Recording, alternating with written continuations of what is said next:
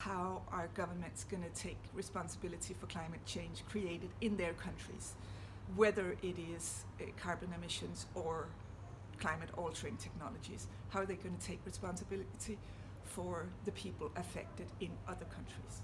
And this is where I think the faith communities actually have something to add to the conversation, because the faith communities, they have a universal approach. For me, myself as a Christian, we are brothers and sisters on this earth, and therefore my responsibility to all people is huge.